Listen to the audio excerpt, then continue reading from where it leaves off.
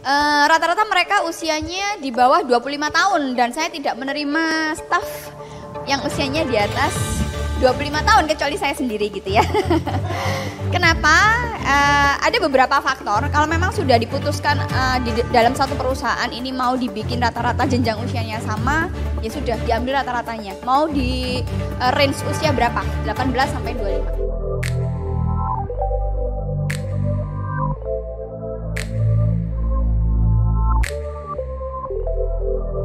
Gitu. Ini karakteristik dari milenial dan Gen Z. Yang pertama, mereka lebih mengutamakan passion daripada gaji.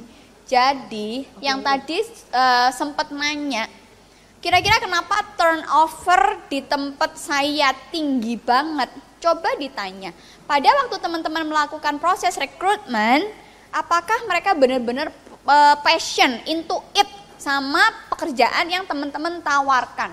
Kalau jawaban mereka adalah lebih banyak termotivasi karena butuh duit. Nah, pada waktu ini nanti rumput tetangga lebih hijau gitu kan ya, ada gaji 2 digit kira-kira, ya mau nggak mau ngeliriknya sebelah mana? Kayak gitu, karena balik lagi. Jadi yang pertama passion, yang kedua gaji. Jadi dari dua hal ini sebenarnya passion, kalau bisa dibilang gini, contoh kayak saya gini ya, saya dulu kan sempat kerjanya di hotel. Pada saat saya merasa bahwa panggilan jiwa saya sebenarnya bukan di sana, gimana caranya saya mencari 1000 alasan untuk keluar, karena saya nggak lagi passion di sana gitu.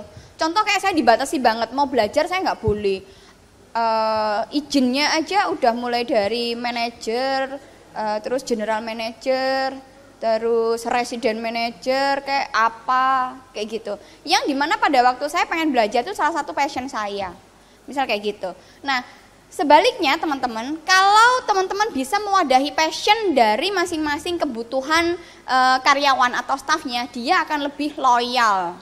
Contohnya, kamu lebih suka apa? Di salah satu tes biasanya, itu kan ada hobinya apa, passionnya apa, hal-hal yang paling disukai apa, yang disukai dan tidak disukai. Ada beberapa pertanyaan yang terkait apa kelemahanmu, apa kelebihanmu, yang kayak gitu-gitu kan. Nah dari situ bisa kelihatan. Terus ada yang kalau milenial zaman sekarang jawabannya ya santai aja, ya jurusan saya ini, jadi saya berusaha inline, padahal sebenarnya juga enggak. Kemarin ada contoh ya, saya ada proses rekrutmen, kebetulan saya sekarang bantu handle di Smart Legal ID, salah satu platform untuk legal, untuk hukum gitu ya. Saya open rekrutmen untuk tim legal editor, jadi lebih banyak nulis sama editing. Nah, ada beberapa orang yang kita saring dari 12 orang sampai masuk 4 orang. Pada waktu interview, selalu mereka bilang bahwa ya karena saya menyukai pekerjaan ini, saya menginginkan pekerjaan ini.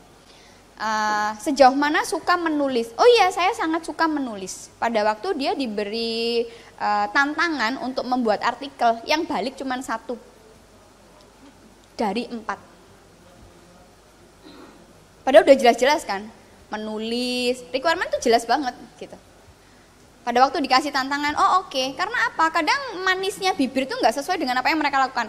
Aku rasa teman-teman sepakat ya, dari pada waktu proses rekrutmen sampai mereka kerja itu kan kayak, siap, saya siap bekerja di bawah tekanan.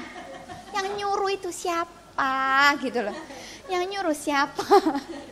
Saya minta Anda mengerjakan sesuai KPI gitu. Tidak ada yang menekan. Saya siap gitu kan, belum tentu. Karena apa? Sekarang ini memang kita berusaha banget dari awal untuk open recruitment itu kita mulai dari passion dulu untuk mengurangi turnover teman-teman. Jadi kalau manis di bibir itu dikasih tantangan lagi ya pada waktu open recruitment gitu. Terus yang kedua, mementingkan pengembangan diri atau self development. Nah, self development ini gini, jadi teman-teman, selain milenial itu butuh gaji ya, meskipun itu bukan prioritas utama, tapi mereka juga butuh leveraging skillnya, butuh scaling up skill. Jadi biasanya di beberapa perusahaan ada aturan khusus terkait training keluar, training untuk kelas-kelas kayak gini, gitu. Dan mereka dibayarin. Karena apa? Untuk meningkatkan skill dari masing-masing timnya. Nah, saran saya teman-teman, kalau misalnya dalam perusahaannya ada tim staf karyawan yang ingin ikut belajar, Bu, saya mau izin, saya mau ikut kelas ini. Saya pengen scaling up di sini karena saya belum punya ilmunya ini, atau saya mau nambah ilmu tentang ini. Jangan pernah tidak diizinkan. Gitu ya. Karena ingat teman-teman, kalau dia bisa scaling up dirinya sendiri, maka dia yang akan membantu, mempermudah proses untuk operasional dalam perusahaan teman-teman juga. Balik lagi, ilmu itu kan pasti akan kepake ya, ilmu itu akan kepake lagi. Dan setiap dia pulang misalnya, habis belajar untuk self development, mintalah dia untuk melakukan presentasi. Tadi oleh-olehnya apa? Besok khusus presentasi ya, biar teman-teman yang lainnya tahu. Kayak gitu. Oke ya.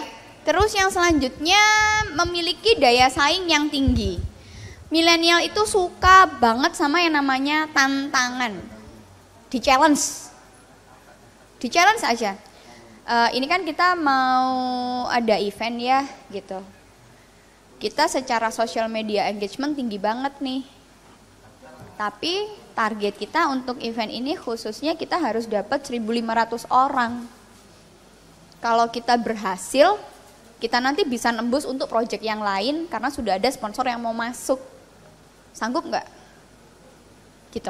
Nanti biasanya kita dapat kasih tawaran kompensasi. Nanti ada timingnya khusus untuk kompensasi. Karena kalau kita bicara tentang kompensasi zaman now itu tidak melulu terkait uang bonus kayak gitu ya. Tapi kompensasi itu bisa ditukar dengan ngikutin seminar atau mereka diajak untuk belajar bareng kayak gitu-gitu. Kalau milenial, mereka selalu menangnya di sini, technological savvy. Dia selalu lebih update. Saya pun awal-awal beberapa yang updatean itu loh, Instagram yang banyak pertanyaan-pertanyaan, naik angkot dan lain-lain gitu kan. Ya apa sih caranya cepet kayak gitu tuh guys, gitu kan. Mbak udah tinggal kamu adopsi, try it kan selesai. Oh iya. Gitu. Beberapa usia junior milenial, mereka merasa bahwa